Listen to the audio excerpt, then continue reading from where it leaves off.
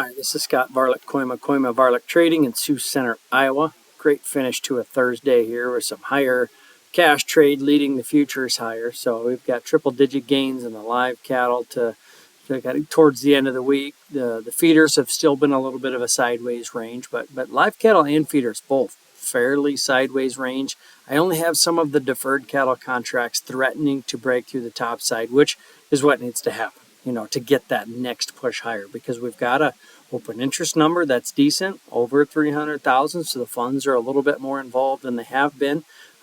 Just need that next story to push through whichever side of this range, and I think that's where it's going to probably go to. So higher cash prices in the live cattle are leading some of this rally here this week. Started at 184, quickly to 185, to 186, and then here of some 187. It was a little bit of an auction, and it happened fairly quick on Thursday. It seemed like it was started in the south to the north and was all around. So packers were out buying cattle, and rightfully so. This is the seasonal cash highs fall in this week and the next week for the year, because we have this spring demand coming, and packers are wanting cattle. So they're going to want to be buying for that good demand. We have economy news seems to be okay at the moment. Yep, there's still some high prices around and inflation talk.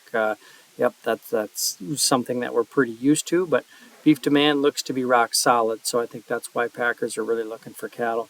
The things to note, we got to keep an eye on the weights. They're unchanged week over week this week, but we're still well over a year ago levels, and we've still got cheaper feed than what we're used to. So we're going to put some weight on these cattle.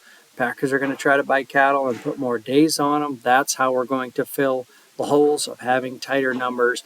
In general, talk about the tight cow herd and the tighter feeder calf supply all along here, but that's one thing that can fill a little bit of that gap, is if we just keep putting more weight on cattle. So hoping we all stay current, easier said than done, but Packers are going to help us put extra days on those cattle for sure, just to try to give them a little bit more leverage as well. So it's the time of the year that we can put in some highs like I mentioned. So really looking at some of my own risk levels here, and what can I sustain? How open am I? Do I have prices in front of me that work? So ideally, I'm looking at maybe putting some protection on this time of year. So I would be analyzing your own risks at this time as well. So questions, call us, Koima Varilek Sioux Center. The risk of loss in trading futures and or options is substantial.